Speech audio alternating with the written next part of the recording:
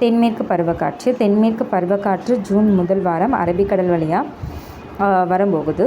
கேரளா, கர்நாடகா, கோவா, மகாராஷ்டிரா பகுதிகளுக்கு மழையை கொடுக்குது.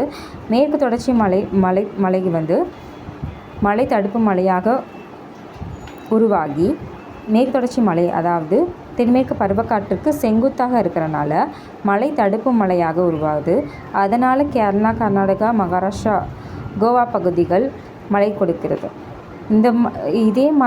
இதே தென்மேற்கு பருவக்காற்று ஆரவழி மலைத்தொடருக்கு போகும்போது ஆரவழி மலைத்தொடரும் தென்மேற்கு பருவக்காற்றும் இணையாக இருக்கிறனால ராஜஸ்தான் போன்ற பகுதிகளுக்கு செல்லும்போது மழை வந்து முற்றிலுமாக தடுக்கப்படுது. இதனால தான் ராஜஸ்தான் பாலைவனமாக நம்மளுக்கு காட்சி தருது. அதுக்கடுத்து தென்மேற்கு பருவக்காற்று இமயமலை வழியாக போகுது.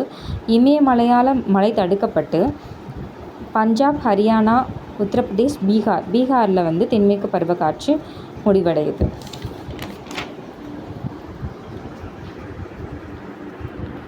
தென்மேற்கு பருவக்காற்று எங்கே ஆரம்பிக்குது அப்படின்னு சொல்லி பார்த்தோம்னா, இந்திய பெருங்கடலில் தென்மேற்கு பருவக்காற்று உருவாகுது இல்லையா, அந்த இந்திய பெருங்கடலில் முதல்ல மழை பெறும் பகுதி அப்படின்னு பார்த்தோம்னா ஸ்ரீலங்கா மிட்டில் வந்து வருது. மழை தடுப்பு மழையாக உருவாகி இங்கே வந்து தென்மேற்கு பருவக்காற்றுனால மழை கொடுக்குது. இந்தியாவில் தென்மேற்கு பருவக்காற்றுனால மழை பெறக்கூடிய பகுதி எதுன்னு பார்த்தோம்னா இந்த கிரேட் இந்தியன் நிக்கோபாரில் இருக்கிற இந்திராமுனையில் தான் முதல்ல மழை பெறக்கூடிய பகுதி. இந்தியாவில் முதலில் தென்மேற்கு பருவக்காற்றினால் மழை பெறக்கூடிய பகுதி இந்த கிரேட் நிக்கோபாரில் உள்ள இந்திராமுனை. தென்மேற்கு பருவமழை முதலில் மழை பெறும் பகுதி அது வங்காள விரிகுடாவில் அப்படின்னு கேட்டிங்கன்னா ஸ்ரீலங்கா. இந்த மேற்கு தொடர்ச்சி மலை வந்து மியான்மரில் இருக்கிற அரக்கன் யோமா மலைத்தொடரில் போகுது. அங்கே மேற்கு கடற்கரை சமவெளியில் மழைப்பொழிவில் பெறுது. காற்று திருப்பப்பட்டு புனல் வடிவத்தில் மாறுது. அந்த புனல் வடிவத்தினால தான் அந்த செவன் சிஸ்டர் அடிக்கக்கூடிய மேகாலயா பீடபூமி, அந்த பீடபூமியில் அதிக மழைப்பொழிவை தருது. இதனால தான் உலகிலேயே அதிக அளவு மழை பெறும் பகுதியாக மவுண்ட் சீராம் வந்து இருக்குது. அதுக்கடுத்து மேற்கு தொடர்ச்சி மலை இமயமலையில் மோதுது. அப்போ பிரம்மபுத்திராவில் வெள்ளப்பெருக்கு ஏற்படுது. அங்கே மழைப்பொழிவை கொடுக்குது. அங்கே எங்கன்னா நேபாளம், சிக்கிம், பூட்டான், வெஸ்ட் பெங்கால், பீகார், அரபிக்கடற்கிளை, வங்காள விரிகுடாக்குள்ளே கடைசியில் பீகாரில் முடிவடைகிறது மேற்கு தொடர்ச்சி மலையில்.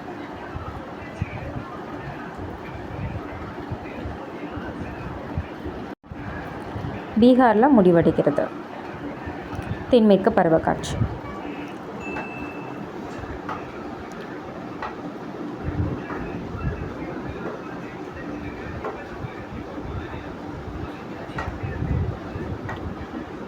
பீகாரில் முடிவடைகிறது.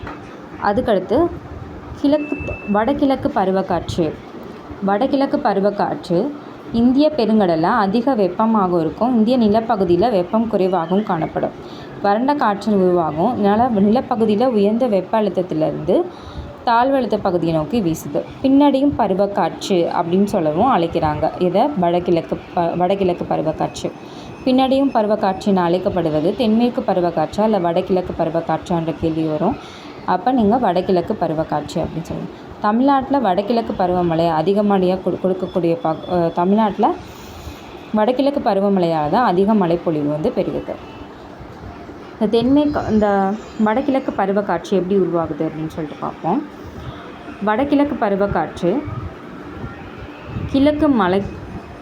கிழக்கு தொடர்ச்சி மலையால் தடுக்கப்பட்டு உருவாகக்கூடிய மலை வடகிழக்கு பருவமழை. கிழக்கு தொடர்ச்சி மலை இருக்குது. இந்த கிழக்கு தொடர்ச்சி மலையால் வரக்கூடிய வடகிழக்கு பருவக்காற்று, அதாவது வங்காள விரிகுடாவில் வழியாக வரக்கூடிய பருவக்காற்று கிழக்கு தொடர்ச்சி மலையால் தடுக்கப்பட்டு தமிழ்நாடு பகுதிகளுக்கு மழை கொடுக்குது. அதுக்கப்புறம் மேலே போய் பீகாரில் வந்து அந்த வடகிழக்கு பருவமழை வந்து முடிவடையும்.